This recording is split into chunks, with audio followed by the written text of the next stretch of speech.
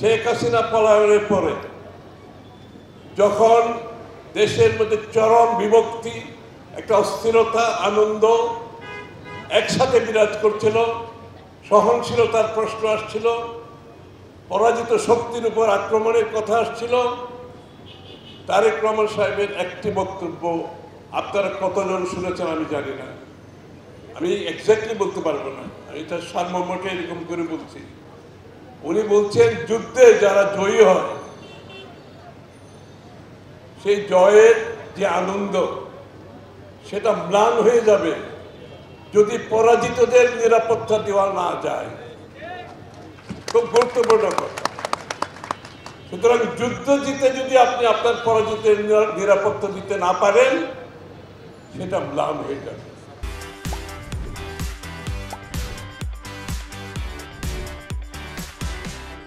সেই জাতি কোনোদিন সামনের দিকে এগিয়ে যেতে পারবে না।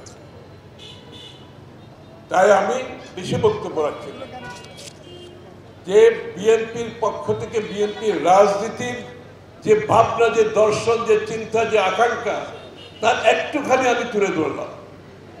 আর একটু হচ্ছে রেইনবো নেশনের যে চিন্তা, রেইনবো নেশনের যে ভাবনা। কেন রেইনবো নেশন? একটা রেইনবো রংধনুতে অনেকগুলো কালার থাকে, সবগুলো কালার মিলে কিন্তু রংধনু। সেই রংধনু আমাদের সামনে এত সুন্দরভাবে উপস্থাপন হয়। আমাদের মধ্যে অনেক ধর্ম, বর্ণ, ঐতিহাসিকভাবে অনেকের স্বেচ্ছে আমরা একে অপরের চেয়ে ভিন্ন।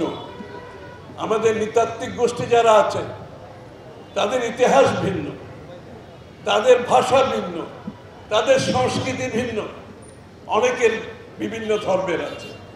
আমরা ধর্মীয়ভাবে যেভাবে বিভক্তি, কিন্তু রেইনবো নেশনের কনসেপ্ট হচ্ছে আমরা সবাইকে নিয়ে বাংলাদেশ। আমি আমার নেতার সামনে আমি একথা পরিষ্কারভাবে বলতে চাই, আগামীতে বাংলাদেশের প্রত্যেকটি ধর্ম, বর্ণ, ঐতিহাসিক, সংস্কৃতি,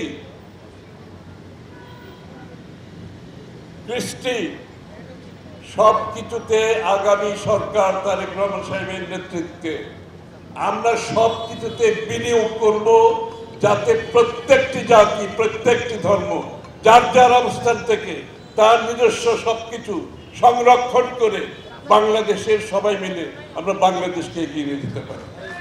সেটা আমি নিশ্চিতভাবে বলতে পারি। সেটা আমাদের 31 দফার মধ্যে আছে, ভিশন 2030 মধ্যে দেশনেত্রী বেগম জিয়ার কথাতে আছে যে সবাইকে প্রোটেক্ট করতে হবে, সকলের কালচারকে প্রোটেক্ট করতে হবে, সকলের ইতিহাসকে প্রোটেক্ট করতে হবে, সকলের ভাষাকে প্রোটেক্ট করতে হবে। সেটাই বাংলাদেশের জাতীয়তাবাদ। তাই আমি বক্তব্য শেষ করছি। আমাদের প্রিয় নেতা বক্তব্য রাখবেন। আমরা আপনাদের সহযোগিতা চাই। এটা এই ফ্লোটা, একটা যে ফ্লো সৃষ্টি হয়েছে বাংলাদেশে এখন, বিএনপির নতুন দর্শন, নতুন বাংলাদেশের চিন্তা আকাঙ্ক্ষার পরিপ্রেক্ষিতে বিএনপি যেটা জাতির সামনে তুলে ধরছে, এখানে আপনাদেরকে এগিয়ে আসতে হবে। এটা কোনো একটি দল, কিন্তু একটা গোষ্ঠী, একটি জাতির কাজ না, এটা আপনার সকলের কাজ। এই ফ্লোটা আপনাদেরকে রাখতে হবে। আমি এখানে আগে নিমন্ত্রণ পেতাম, আমি এখানে জন্মাষ্টমীতে আগে নিমন্ত্রণ পেতাম, কিন্তু বিগত বছরগুলো আমাকে আর নিমন্ত্রণ করেনি। এই যে ছোট মন মানসিকতা থেকে এত ছোট মন নিয়ে একটা জাতি করা যাবে, একটা দেশ গড়া যাবে। আপনাকে উদার হতে হবে, সকলকে নিয়ে দেশ করতে হবে।